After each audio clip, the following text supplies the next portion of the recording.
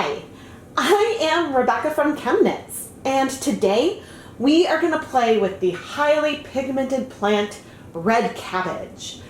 This is a really fun supermarket natural dye to play with because it is sort of a pH indicator. Under acidic conditions, you will see the purple that we sort of see here already in the cabbage head, but then as you make your solution more basic, the color will shift to a blue.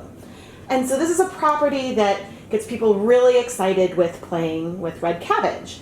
And so today we are going to extract the color and then use this to dye a number of different fiber types of yarn and even some t-shirts. Today we are going to look at 6 different fiber types of yarn plus 100% cotton t-shirts. And one of the reasons why I want to do the t-shirts as well is that this is something that's really easy for me to throw through the washing machine, so that way we can see after we do the dyeing how much of the color sticks around, a little better than we might see with the hand washing from the yarn. The 6 yarns we have today are Knit Pick Stroll Fingering, which is 75% superwash merino, 25% nylon. We have a 100% acrylic yarn, 100% polyester yarn. This is 100% wool. It is Knit Pick's Wool of the Andes worsted weight yarn. We have some Lily Sugar and Cream, which is 100% cotton.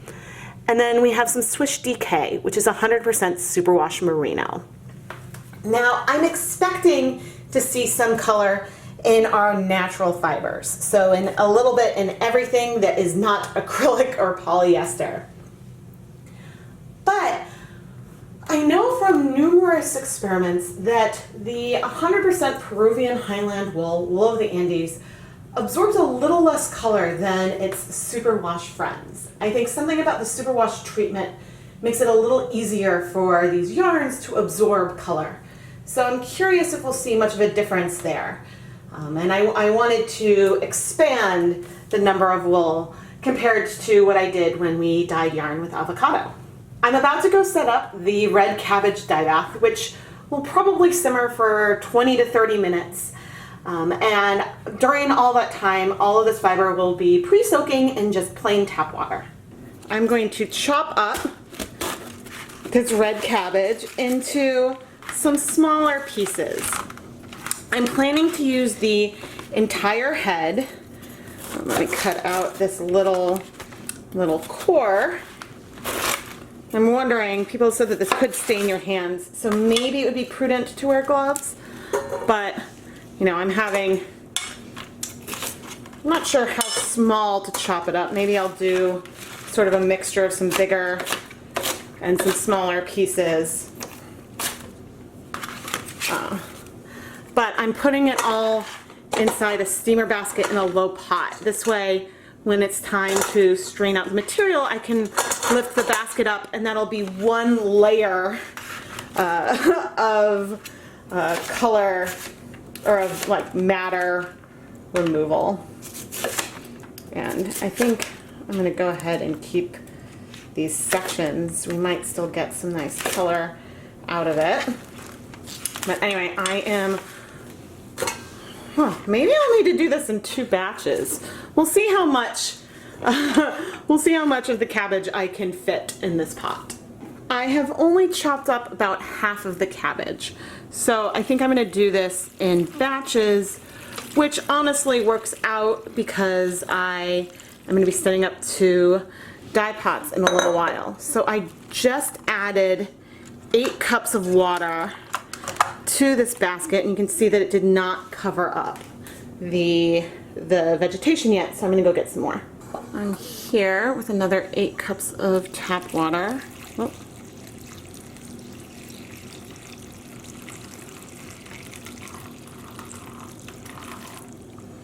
And of course I'm spilling some on the work surface, but I would say I've added about a total of 12.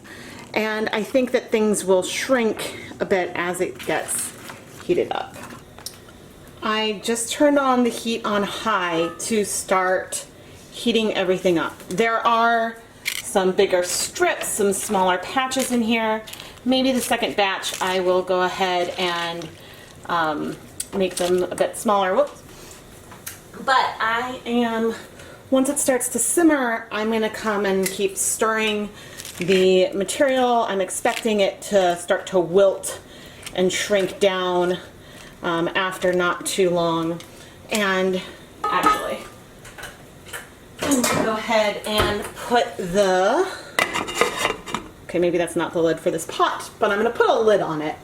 I don't mind the solution getting a bit more concentrated as time goes on.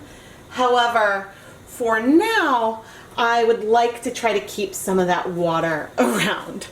So I will check back in when there's anything notable. And I want to add that even though we just started this process, the water in our pot is very, very clear. So I wanted to sort of point out that we didn't immediately see color in the water upon adding the cabbage to the pot.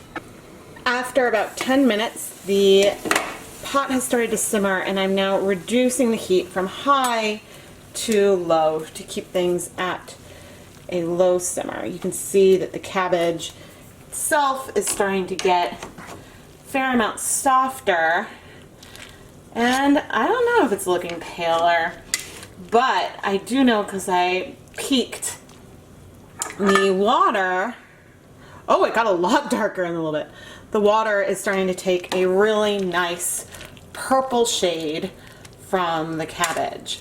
And I think rather than doing two completely different pots, my plan is going to be to remove this cabbage, set it aside after the 20 minutes, and then add fresh cabbage, top off with a little more water if we need to try to get some more pigment in the water.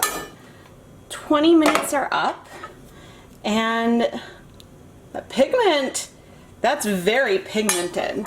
So now I am going to transfer, to remove this, and actually that removed a lot of the matter. That's actually really, really good. Okay, and I am going to go dump this cabbage. The color is pretty dark. Here, we can, there's still a little bit of stuff in here, but wow. It's sort of like a deep, almost cranberry-like red. I'm gonna take about 1/3 of a cup of this liquid and just set it aside.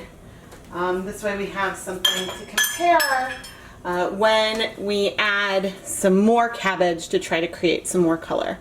And this is still under low heat, but I'm gonna go chop up the rest of the cabbage and put it in the pot. I chopped the second half a bit more methodically, and I'll pick up the piece I dropped, but I am placing it all into our dye bath. And I'm going to increase the heat again, since we did just add a lot new material. And interesting, I was debating whether or not I should add some more water right now, and I don't think I'm going to. I think that we were able to preserve a lot of the liquid. For example, I have the rest of the cabbage in the sieve, and you can see the color difference between the stuff we boiled and the new stuff, and almost no water has come out into the bucket below. Interesting. So anyway, I'm going to cover this and let this go for an additional, well, I'll see how long. I'll let it go for 25 minutes. That should give it enough time to heat up.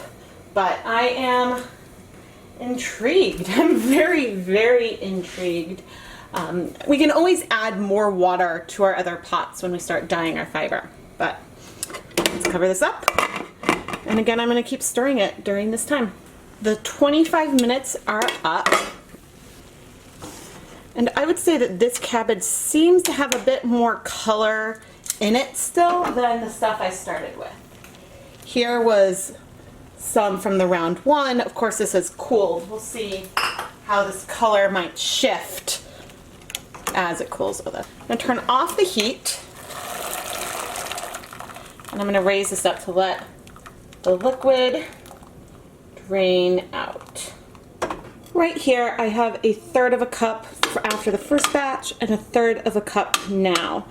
And well, there's definitely a difference in color between the two. The second one is a lot redder, and there's a little more blue in this first purple.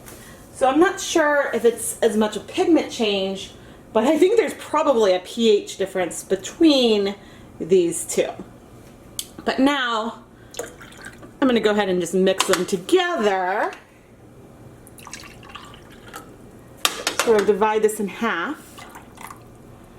And let's do a quick little test on the effects of acid and base on these colors.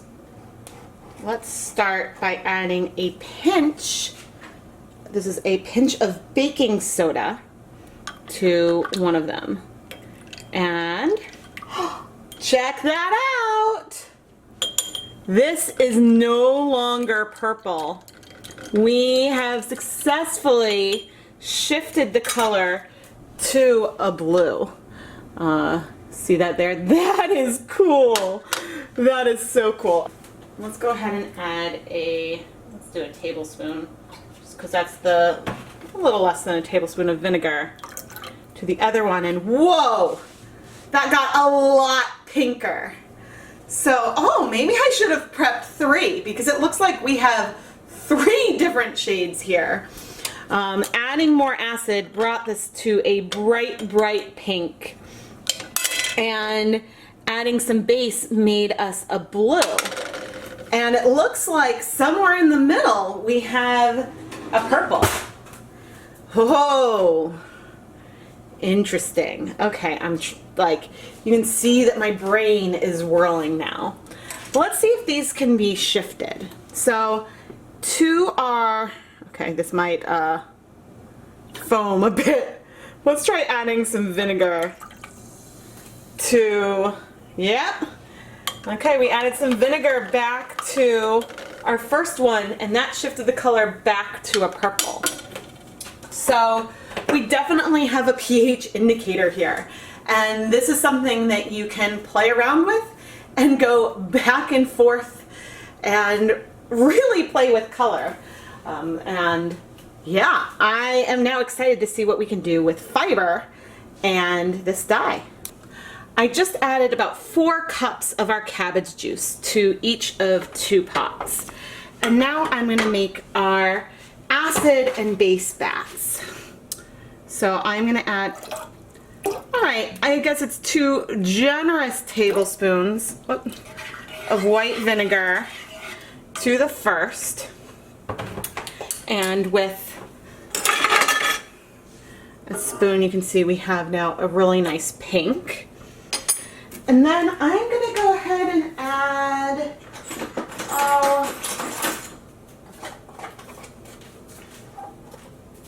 let's go ahead and add 2 teaspoons. So this is a 1/2 teaspoon spoon.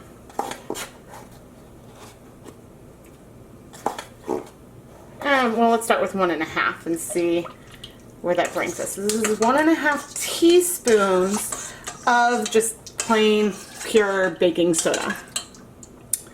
And we definitely have a blue here now, which you can see in this spoon, but I'll get a different one as well.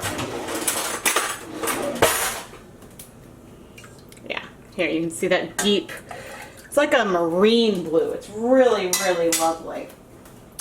But both of these colors did shift. I'm putting the heat on low for both of them. Okay, and now I'm going to add the stuff that we want to dye. We might end up needing to add a little more water, but I want to keep this as concentrated as possible. So here, this is our pink bath, and here is our blue bath. Now, I did not use 100% of the fiber, or sorry, 100% of the cabbage juice that we created. At this point, there is only about There's maybe still another 4 cups or so left behind. But that's because that was a bit of a different shade, and I want to add some more yarn to that one. So I'm actually, oh, I don't have the yarn ready to go, but I'm gonna go wind some more mini skeins and then add some of this yarn to the third pot, which has more of a purple hue to it compared to the brighter pink and blue that we see over here. I do think I am going to add, just because it's a little bit tight with only 4 cups of water, I'm going to add 1 cup of tap water to each of these containers. I think that that'll help it so that way I can stir things around a little bit, but I am really excited and I look forward to see how much of our fiber absorbs some of this color.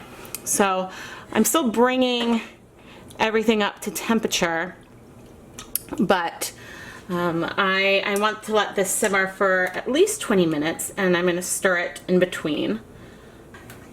As I zoom in on the blue, the basic solution, which is a really nice, almost turquoise, it looks a little more gray on camera, but it's really right now a brilliant, brilliant color. I'd like to give a shout out and a big thank you to all of the ChemKnits patrons. And you can see some of their names going across the screen right now.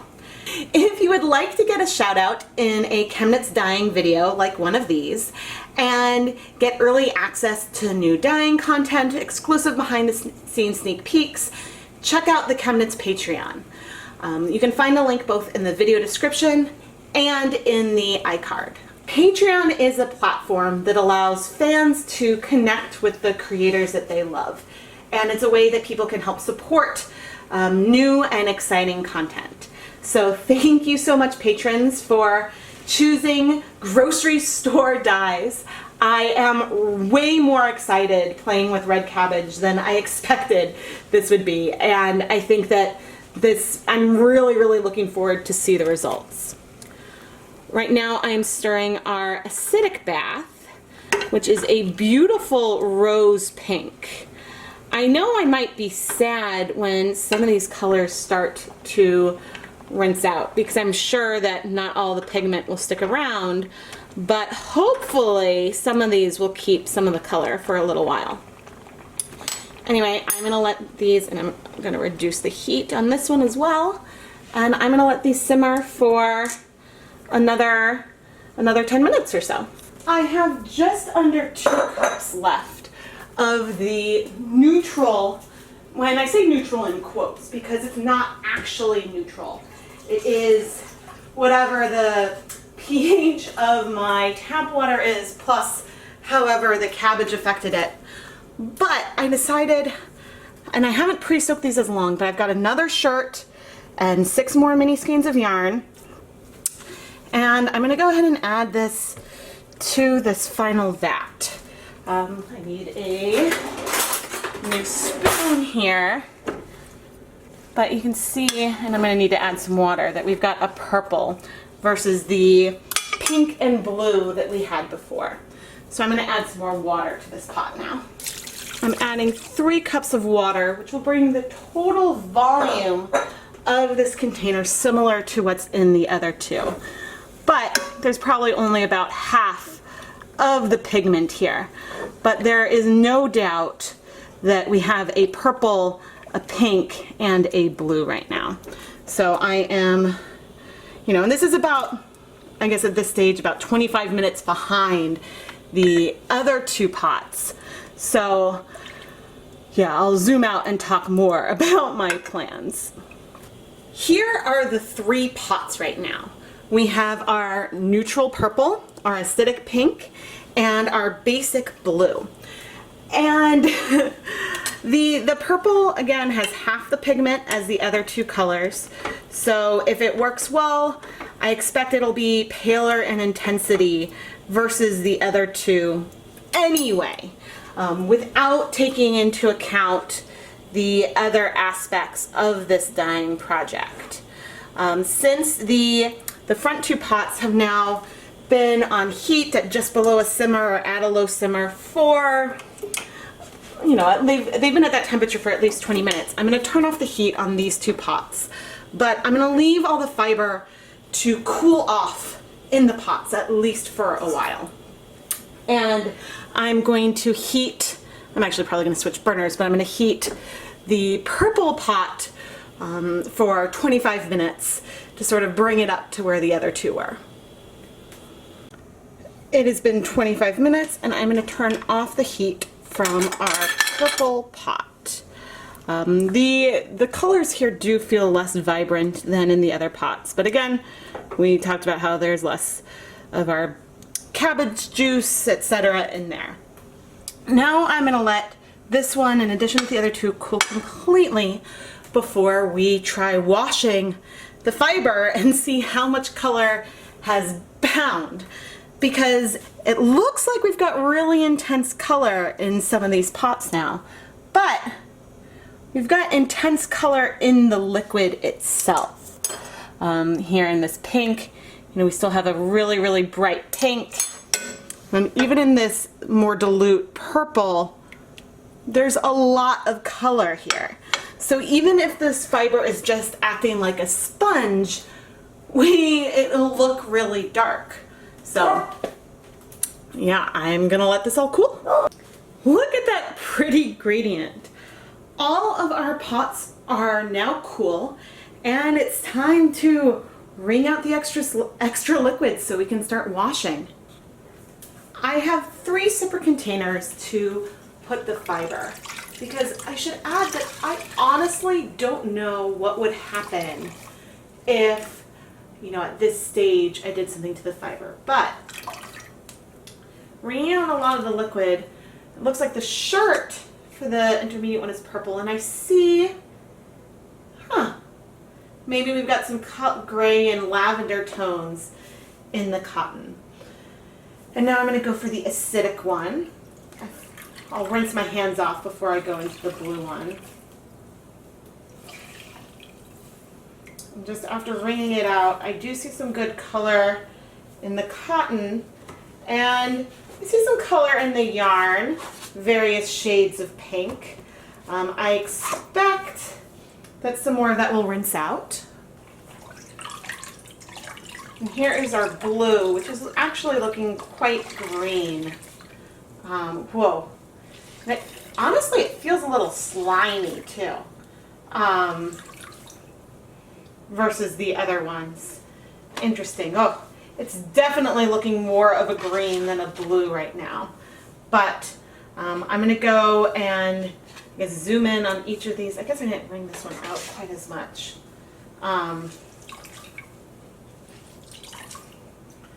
Yeah, I'm going to go, I'll come and give you a close-up of each of these before I wash them. The basic blue solution has given us this really pretty green color. I think it's a little bright, it looks a little more muted on camera than it is on real life. Fresh out of the pot, the lavender seems to be the brightest on the shirt and maybe what would be the cotton. I haven't touched it, so I don't know for sure what fiber that is. But I do see maybe some grays and tans in some of the other colors. As for the pink, it's really bright on the shirt. And some of the yarns took on some tans. It looks like there's one that might be pink. But we have to rinse all of them. It's impossible to know how much color will stick around until we've washed our fiber. Let's start with our pretty green. And I'm encouraged that as I run water over the shirt that I don't immediately see a complete loss of color. There is a lot of color that is coming out, but again, I'm still seeing some color sticking around in the yarn. I imagine that we're going to have a lot of rinsing to do.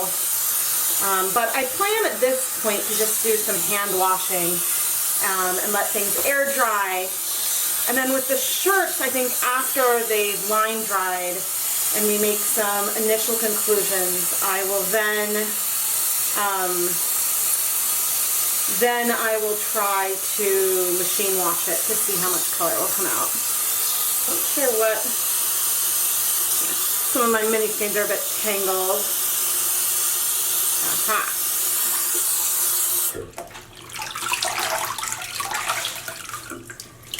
Okay, the shirt itself, it's no longer looking as green. It's looking, whoops, like a pale blue now. And this one is probably the polyester and the acrylic that look like they're a true white. And I'd say that here we've got the wools and our cotton. It's still have a little bit of color. I want to say there's no color in the others, but I think that they might just still have some in them.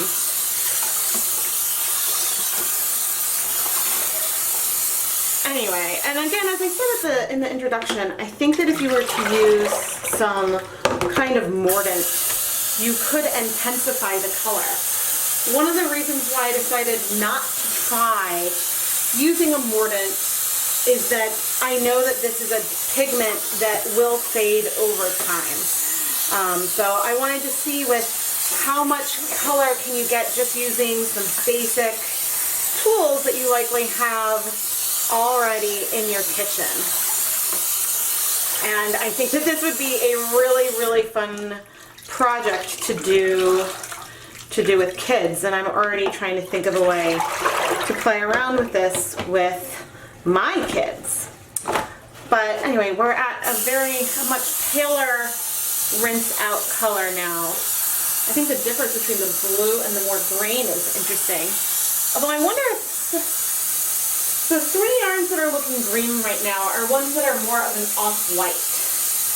So there's a little more yellow in that yarn base. So there's no doubt that this tone was reading green when it was in the pot. But I think that some of this could be that it's just a really, really light color that's left behind. But there's no question that even as we are, it's getting a lot paler pretty quickly, and there's still some good color in our fiber and fabric. And I'm curious to see how even the coverage will be on that shirt. I mean, you can see the difference in color against the wash basin. I will use a little bit of dish soap. Again, I'm not sure. I've heard that this red cabbage is more of a fugitive dye, but we are, because I splash everywhere. Yeah, we are really close to getting clear. So I am gonna rinse the soap out, gonna rinse out. There's still a little bit of blue in there. So I'm going to finish rinsing this, and then we'll come back and wash the next one. Next we have our more neutral. I have pH paper in my house, so I did not check the pH of my tap water. Ooh. Funny, the color, look at the way that color is just shifting in the pot. I did just do the basic rinse.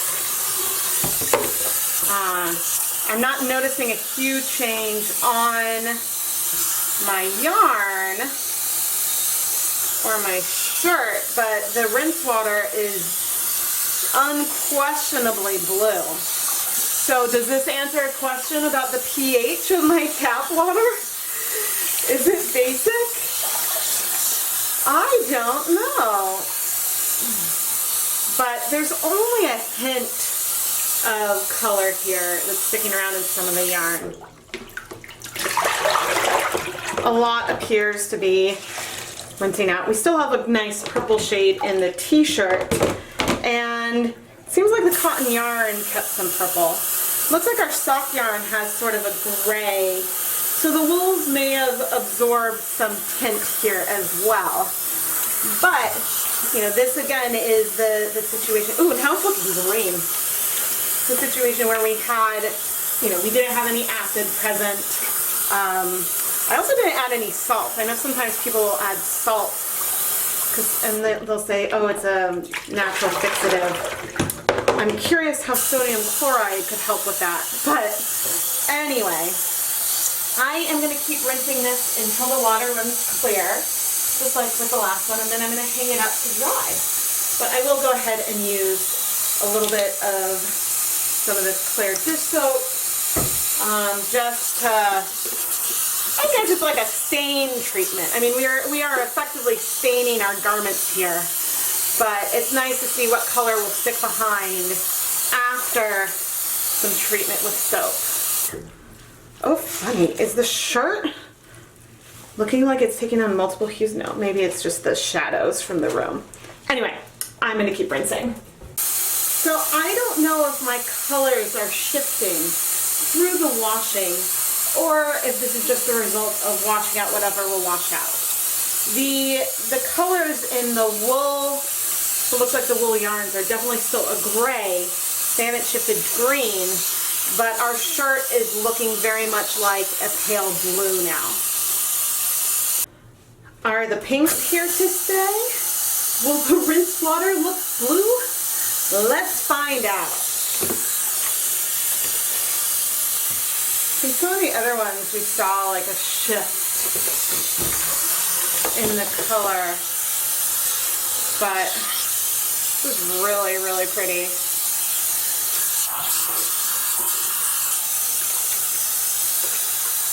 I think once again one of our yarn looks beige-ish.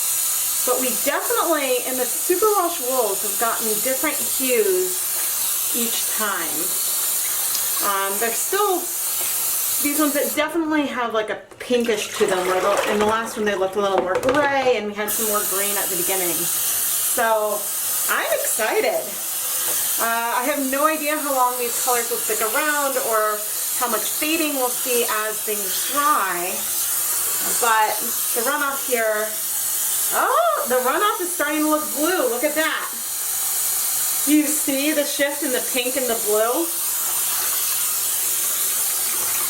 So interesting. I wonder if we'll see a change in the hue of our shirt and things, because those, at some point, it won't remain, you know, somewhat acidic. But I'm going to add some soap. As far as the rinsing goes, this isn't bad. It's taking a few rinses, but the water gets clear without a ton of problem. I mean, I think that the final color is so pale that if there is some left, then you're not really seeing it. But, I mean, look at how blue that water is. But there's definitely still some warm tones in the shirt. So maybe when things are sort of like a little bit bound to the fiber, that protects it a bit. But anyway, I'm going to keep rinsing until the water runs clear, and I'll either come back when everything is dry, or if I notice a remarkable hue shift. Here are the finished shirts and yarns that we dyed with red cabbage. And we looked at 3 different pHs. We looked at the most neutral one from our plain tap water, which is the one in the middle. And then we shifted the hue to be more acidic with some vinegar. And that brings us to the ones on the left that are more pink.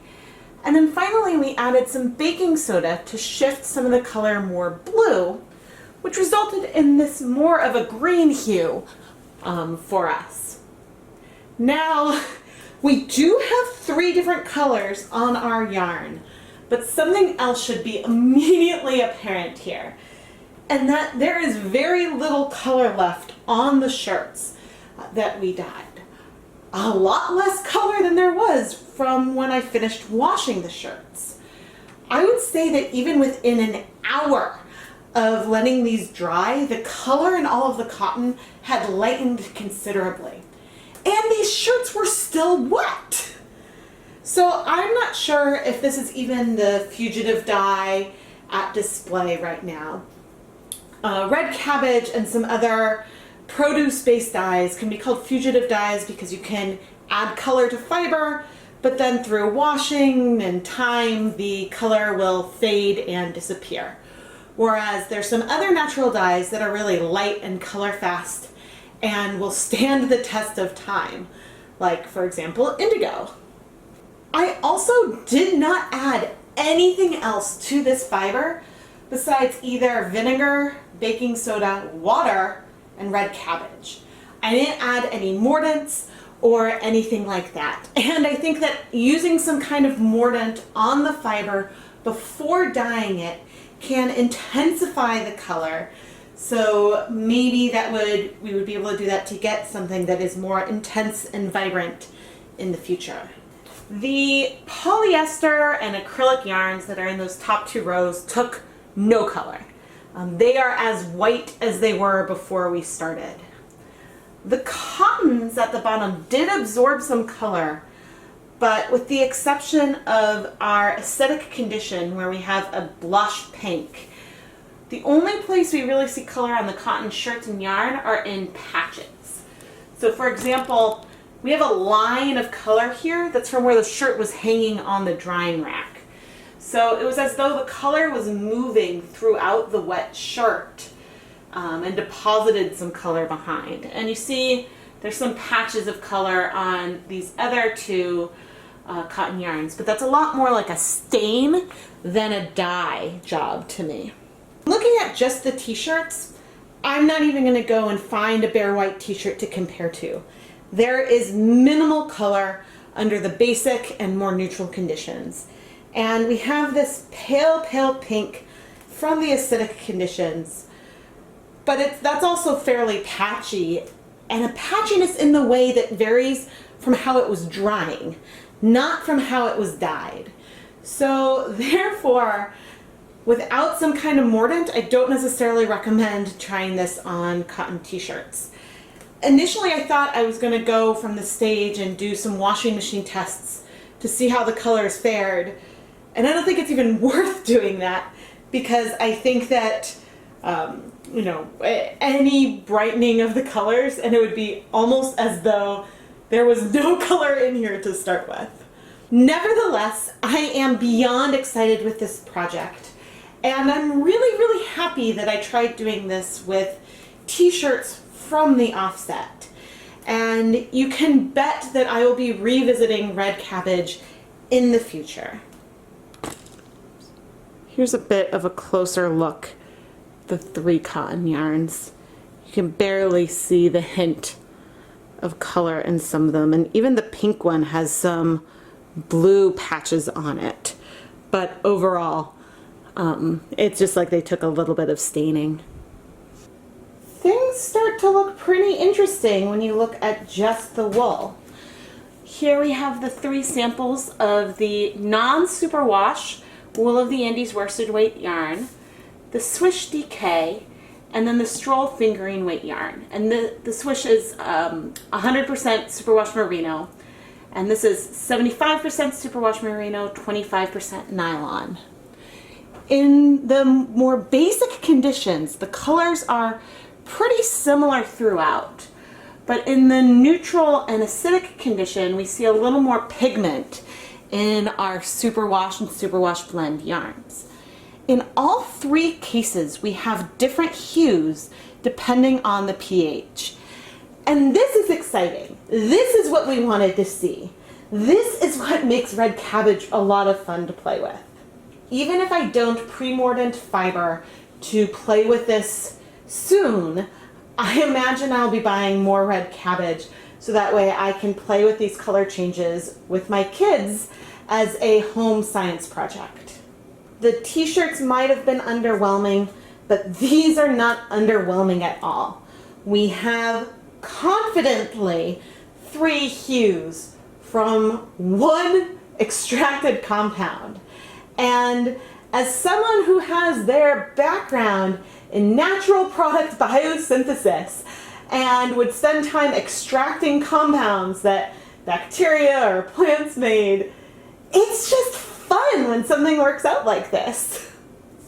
You can find other blog posts where people will use mordant on their fiber before dyeing with red cabbage, or maybe they just add salt, or if they do, add nothing at all, like is what I did today. And as you can see, results may vary.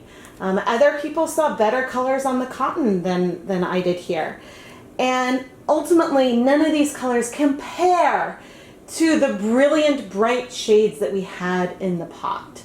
So, and I'm not even that disappointed because right now filming this conclusion, I'm seeing 3 different colors of wool and I just can't get over that. So thank you everyone for asking me to do this. I don't know if I would have explored with some of these natural dyes extracted from supermarket objects if you guys hadn't been asking me these questions and gotten me curious about this. So I'm just having a lot of fun. I'd like to give one huge thank you to the ChemKnits patrons for helping make videos like these possible. If you would like to learn more about how you can support the ChemKnits Tutorials YouTube channel and get a shout out in a video like this, check out the ChemKnits Patreon. You can find a link in the video description and in the iCard. However, the biggest way you can support the ChemKnits Tutorials YouTube channel is by giving this video a like and subscribing to the channel. That way you won't miss out when I release a new video, and I really love to push myself and explore new and fun ways to apply color to fiber and yarn. I am Rebecca from ChemKnits, and thank you so much for watching.